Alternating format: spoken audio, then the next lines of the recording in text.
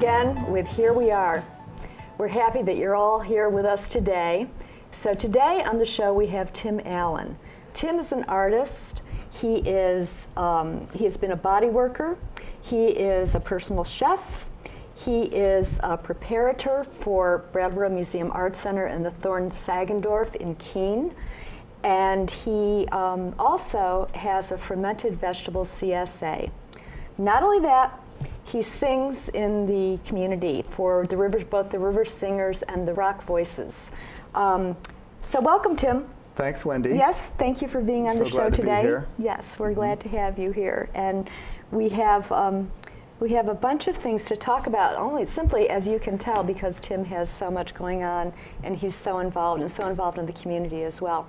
So let's just start with where did you come from, Where did Tim? I come from?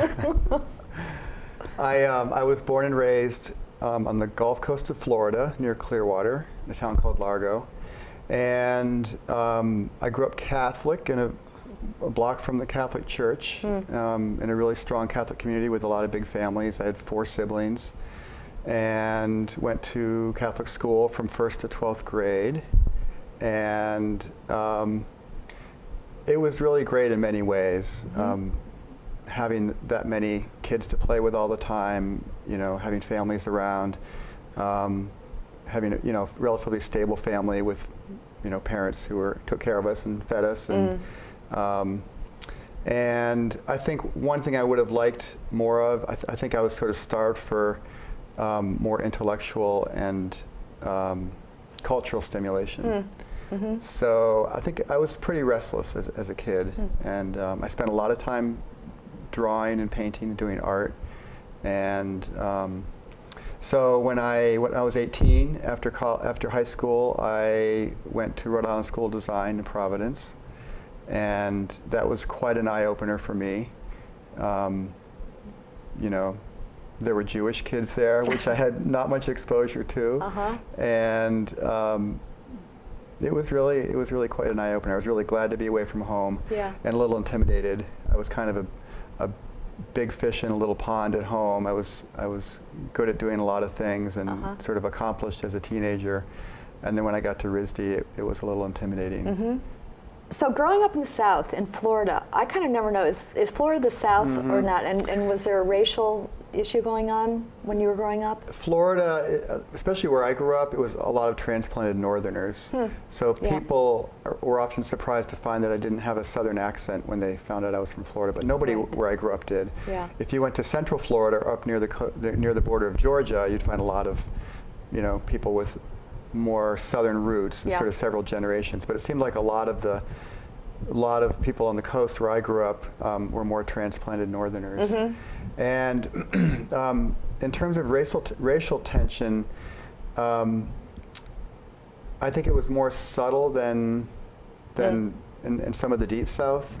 But we grew up near a black neighborhood, and my dad was always pretty disparaging of the kids who'd ride by on their bikes and pretty suspicious, and he was definitely racist. It was the 60s too, so it was a different, I was born in 1964, so growing up in the later 60s and 70s.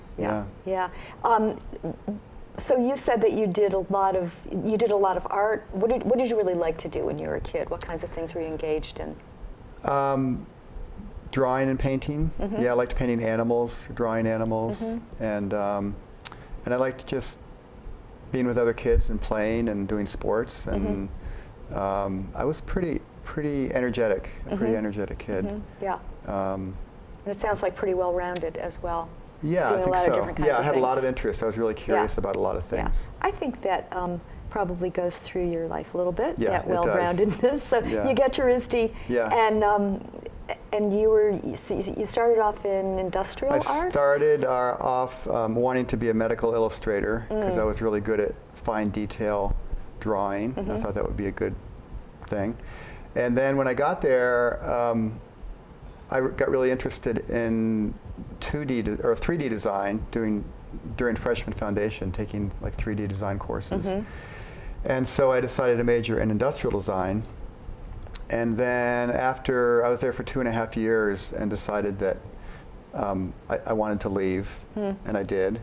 And over the years, I've sort of wondered what that reason really was. I've had a lot of different theories about why I really left. And I think it really was that structured learning is not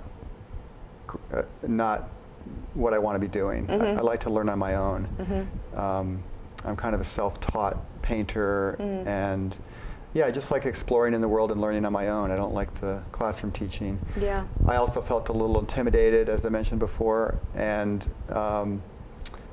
I think it was probably an issue of maturity. I wasn't really mature enough to be. Yeah. And I also started coming out as gay when I was in college. And so that felt like a big distraction.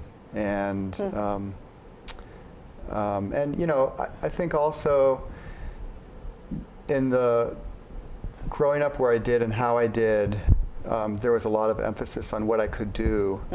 And I didn't really have a lot of support for sort of more internal questions, and I was a real seeker. And so once I got away from home, I was like, okay, now it's time to get out there and get to know myself. And so I feel like since college, I've been working on that, knowing myself from the inside rather than just identifying as someone who can do things. Yeah, yeah. And so when you were in school, when you were at RISD, so that was the 80s? Started in 82. Started 82, yeah. So more and more people were just starting to come out during that time. Yeah. But it was the beginning. It was the beginning. It was, yeah. And it was also the beginning of the AIDS epidemic. That's right. That's right. And I'm grateful that I didn't come out sooner, because I think by that time I knew what I needed to do to be safe. And I think if I'd come out sooner, I might have been in trouble. Riskier, yeah. Been at more risk. Your parents have been supportive? Were they supportive then? Yeah, they are very supportive now. It was a bit of a learning curve for my dad, especially, and yeah, and that's the kind of thing my siblings haven't talked about it much. You know, I know they love me and they support me, and they love my husband, and we spend a lot of time with them. There's just not a lot of discussion about it. So. Right. But it's part of your family. It's part of my family, That's kind of nice, yeah. So a lot changed for you during college, actually. A lot of much more self-awareness and finding your individuality and what you wanted to do and what you didn't want to do. Yeah, you know. I would say the beginning of self-awareness. It was a long. I don't think it ends. No, I get that, yeah. I think if you're lucky, probably it doesn't end. But yeah. 20s, you know, you're wide open to all kinds of stuff. Yeah. And especially, you know, Providence is such a great town. Yeah. Even though it was different back then. I think it's a little hipper now than it used to be. But yeah, it was a good place to be. Yeah, and creative. Lots of creative people at RISD. And then you did a little stint in Boston doing some body work. Yeah, I basically migrated from Providence to the Boston area. I moved there to help a friend fix up a house in Dorchester, which is kind of a rough neighborhood. And then I went to, traveled for about 4 months, and then came back and went to school for massage therapy in Cambridge, and spent about 10 years doing that. Wow. In Cambridge. That's a while. Yeah, it was a while. And how'd you get there? How'd you make that move from art to body It was work? one of those things that it was a combination of self-exploration, and a friend where I was working was going to go to bodywork school, and I don't know, it was something I just sort of piqued my curiosity. It appealed to you. Yeah, it appealed to me. And you know, I think, you know, looking back, I think I wanted to learn about, you know, I mean, it's a funny thing. It's a good question to ask about why you want to touch people with their clothes off. You know, there's quite a power dynamic there, and I think there was something to learn about boundaries, about my own, and respecting other people's, and you know, relationship. And you were talking about doing medical illustration too. Was that part of it a little bit? You know, I don't think I'm not that interested in medical. I'm more interested in like emotional healing or my own and other people's emotional makeup. Not so much in. I mean, the physical, I think, there's a lot of relationship there. Yeah. But I'm more interested in the internal psyche. Yeah. I think it's an interesting piece to pick up, though, is to have that hands-on kind of thing with bodies. Yeah, yeah. You know, and especially after you've spent a long time drawing them, you know, or illustrating them, That's or true, that kind of thing, you know, to have the kinesthetic piece of it as well. Yeah, and I'd studied a fair amount of anatomy in college doing figure drawing and things. So I had a little bit of a foundation there. I was also teaching exercise to seniors, groups of seniors in the Cambridge area, and teaching Pilates at a studio and at the Boston Ballet for a time. And I met my husband Philip in 1999, and we moved to Brattleboro in 2001.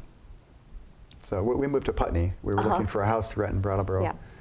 So that's what brought me And you here. had done a couple trips to Vermont, is that right? Before you ended up here? Yeah, we wanted to live in a more rural area, and we were sort of checking out different possibilities. And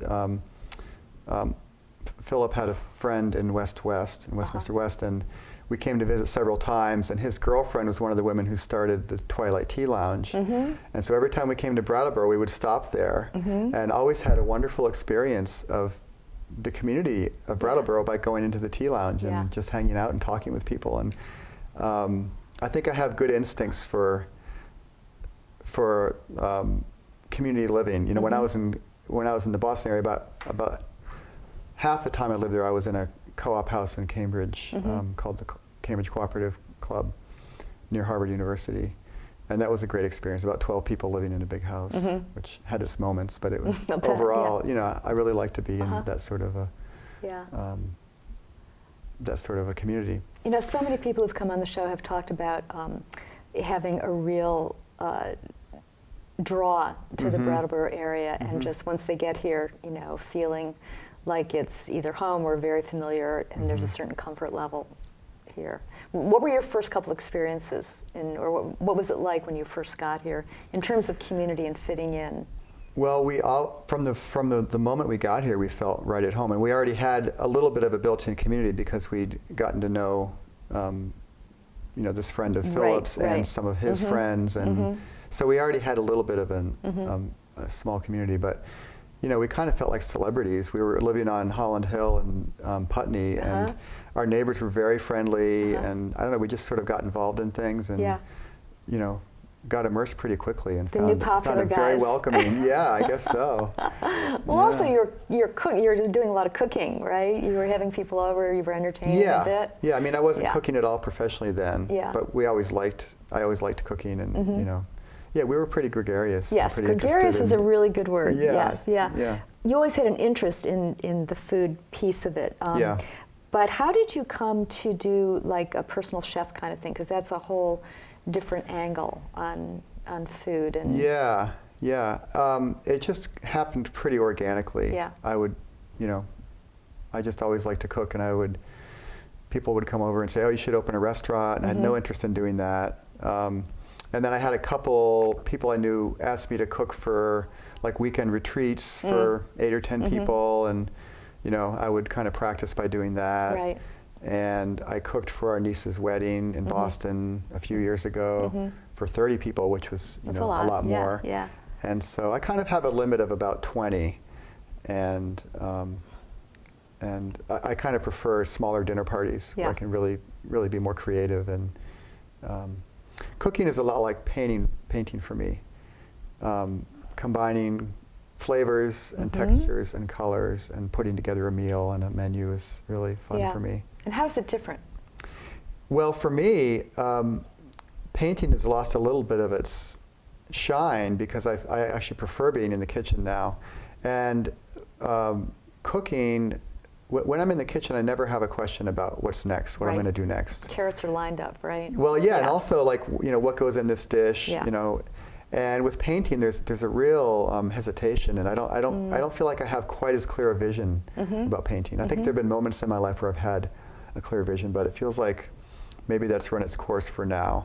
And you know, my kitchen creativity has kind of taken over. Yeah. What about the engagement piece? You know, the difference in the engagement between painting and cooking. Yeah. Well, like I said, I feel much more engaged cooking because I know exactly what to do next. And painting often felt frustrating because, you know, I felt like I should be doing it, or I had a commission to do and needed to complete it, and sometimes I didn't know how to get there, and I'd have to sort of sit in the studio for a while and figure that out.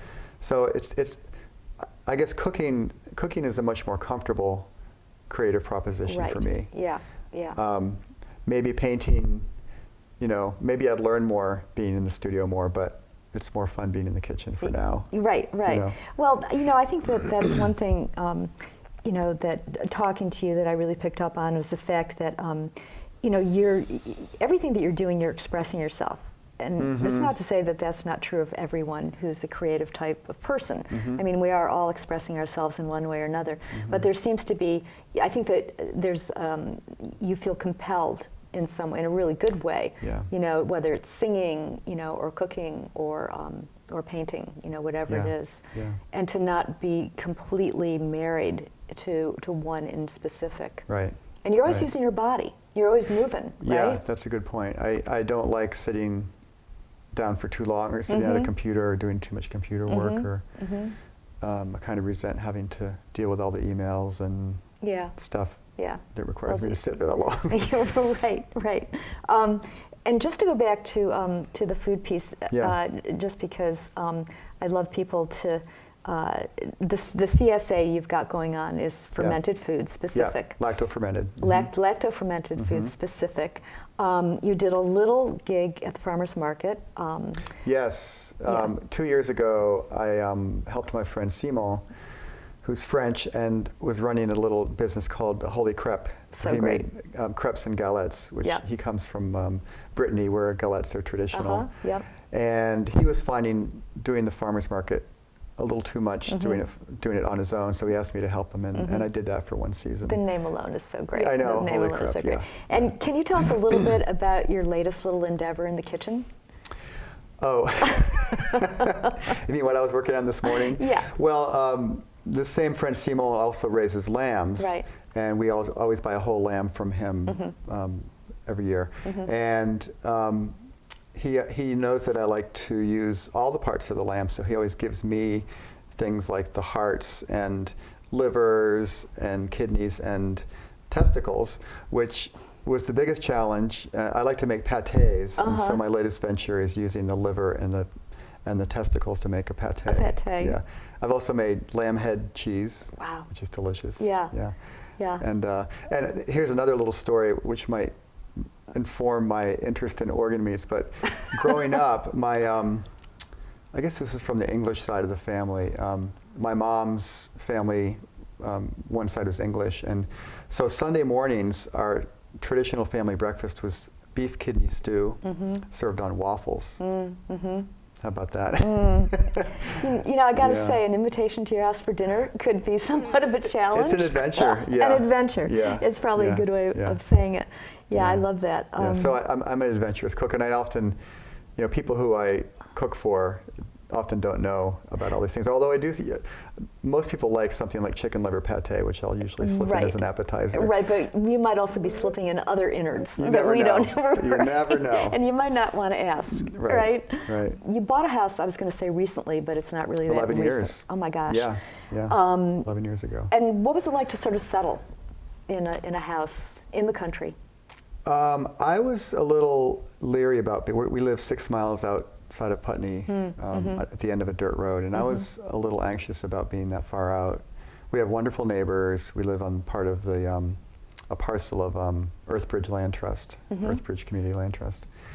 And I think one aspect of buying the house was I had this picture that once we bought a house, it's like the last piece of my life that needed completing that was now complete, and then I would be fulfilled. And I found that I wasn't. I mean, I was very happy with the house and the whole situation, but still felt like something lacking. And so I started to consider, well, maybe it's not something external, maybe it's something internal. And so I started, after having not being pretty turned off by any religious practices since growing up Catholic, which I felt didn't have anything to do with me.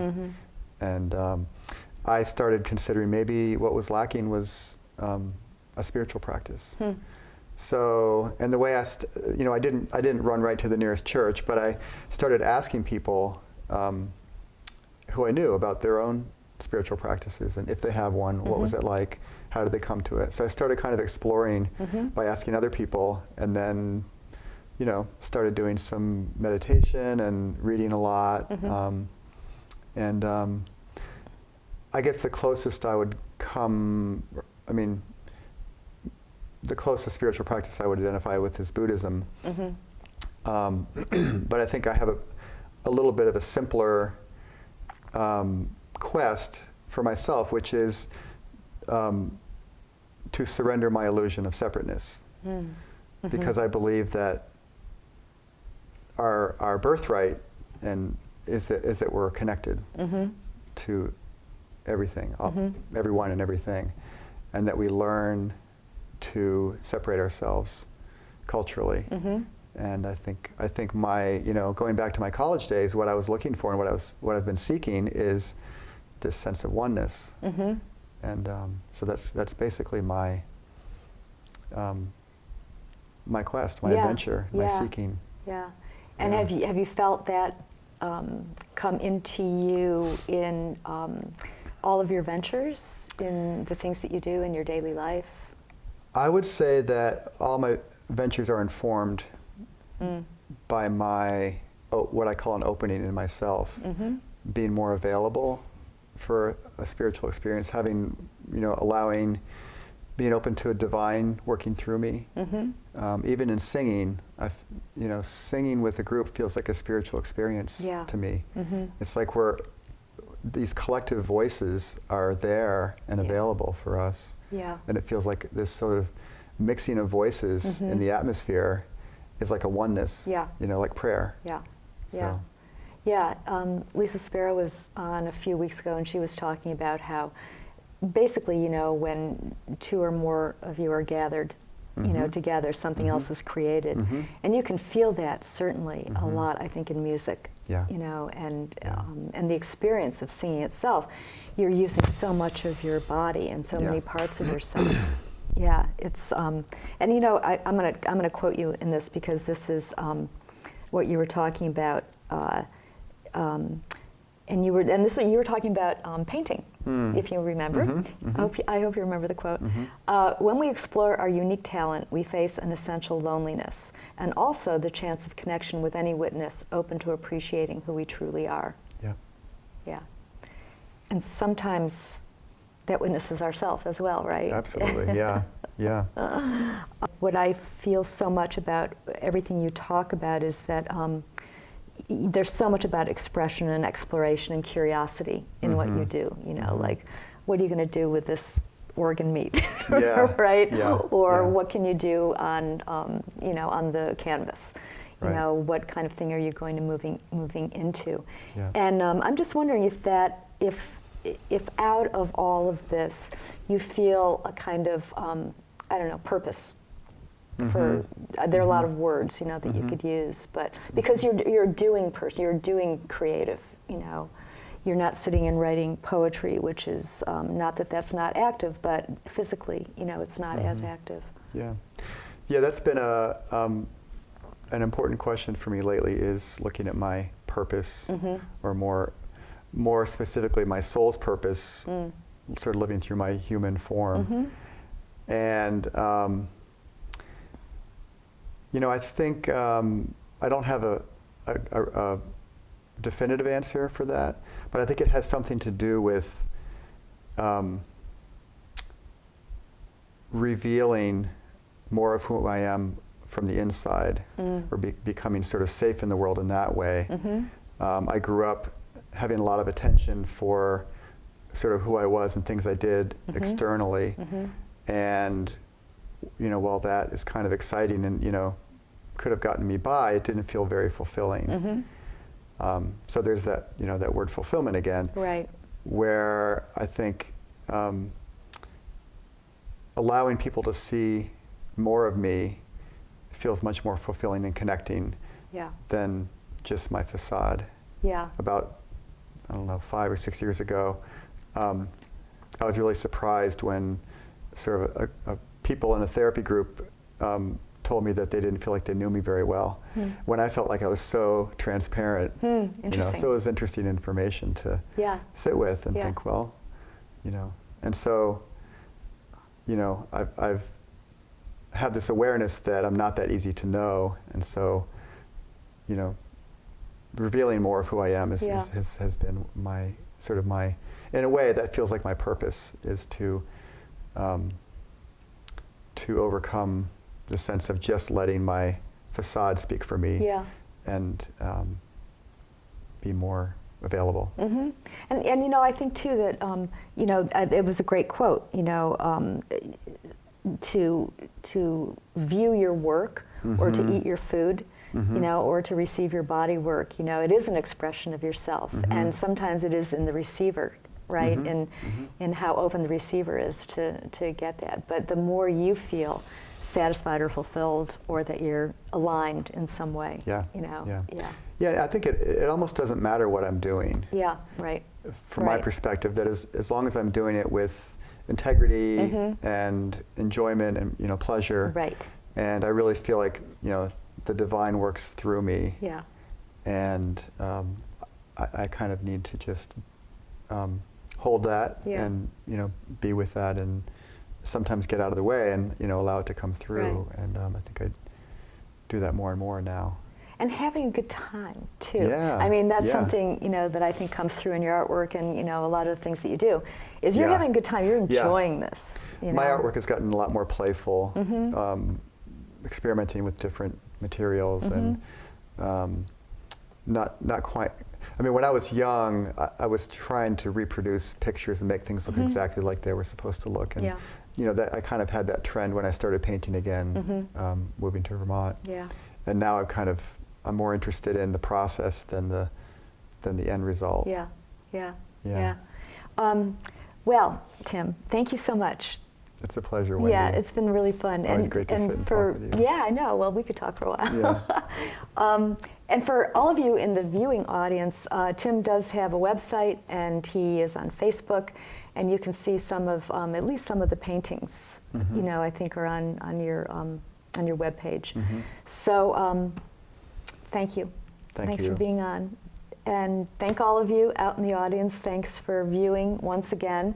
We'll be here again next week, and we look forward to having you join us. And thanks for the responses that are coming in about the show. We really appreciate it. And if you have any ideas, get in touch. We'll see you next time. Thanks so much.